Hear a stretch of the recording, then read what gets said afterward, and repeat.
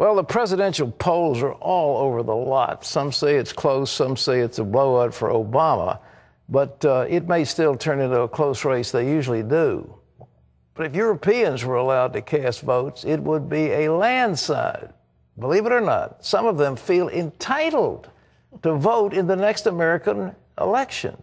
Dale Hurd explains why and who would be their favored candidate. If Europe could vote in the U.S. presidential election, Barack Obama would not just win, he would dominate in many nations. This is Obama country. Europe is crazy about Barack Obama, as you've probably heard. George W. Bush is still very unpopular here, and so Europeans have a hard time understanding why Americans would vote for the Republican John McCain. Polls show Obama is favored by at least 10-1 over John McCain in Switzerland, France, and Germany, and by large majorities in Belgium and Britain. Our interviews on the streets of Paris showed the same result. Obama. Sur McCain. Germany's Morning Post calls Obama the new Kennedy, and in the Netherlands, the newspaper De Volkskrant says Obama has the authenticity that the Dutch electorate craves. He's young, he's left-wing, he looks progressive. Anne Elizabeth Moutet analyzes American news for French TV. The vision of the American election is, one, George Bush is evil. Two, Obama is the Messiah, almost. I mean, Obama is wonderful, he is intelligent, he will win. Three, McCain is old, past it, and has nothing very interesting to say. And Obama, he appeals because of the feeling that he wants to change things, and also because he's the non-Bush, so they like that. Dominique Fosse is the news chief at the state-run Radio France Overseas TV News, where everyone we talked to was for Obama.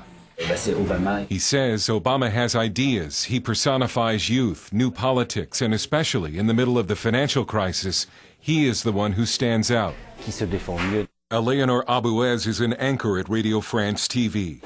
She says, I think that Obama is successful in the world because he embodies big change, not just in words, but change from George Bush.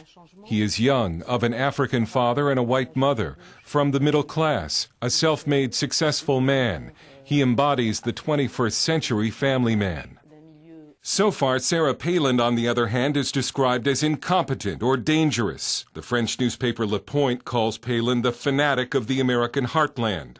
The British Economist calls her the woman from nowhere. And the Irish Times says if McCain is elected, America will be just a heartbeat away from the biggest half-baked Alaskan nightmare. A lot of criticism is directed at her faith. Moutet sums up French news coverage of Palin this way. She's ignorant.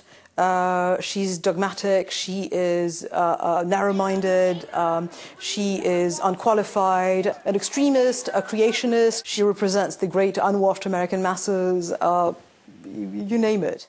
There is fear that Americans will elect the man who Europe views as the wrong choice, John McCain. And a growing number here believe that America creates so many problems for the rest of the world that non-Americans should have an actual vote in America's presidential election. The Standard in Belgium writes, American presidential elections are not home affairs. American decisions have repercussions all over the globe. Hence, the world should be given the right to vote. And what will the European media say about Americans if they elect John McCain instead of Barack Obama? That they're hopeless, that, you can't count on the Americans, that they were afraid. I can practically write the leading articles the following day, fear triumphed, selfishness triumphed. In one of the more bizarre stories about the election, this German newspaper said if Obama wins, the White House will become Uncle Barack's cabin, a reference to the Harriet Beecher Stowe anti-slavery novel Uncle Tom's Cabin, suggesting the irony that Obama would be the first black president of a racist nation.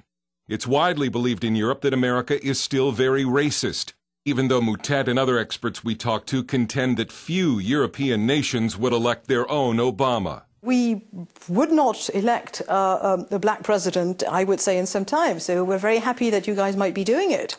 It sort of sidesteps neatly, our own failings. Obama or not, transatlantic relations are not good. A poll this year among our allies showed that more people in Britain, France, and Germany now think the U.S. is a force for evil than a force for good. Europe is clearly hoping a President Obama will heal the rift between America and Europe by acting more European. In fact, if you summed up what Europe really wants out of this election, you could say it's to make America more European. Dale Hurd, CBN News, Paris. Thanks, Dale. Does that make your blood boil? It does me. Hey, Terry, we're part of the great unwashed mass.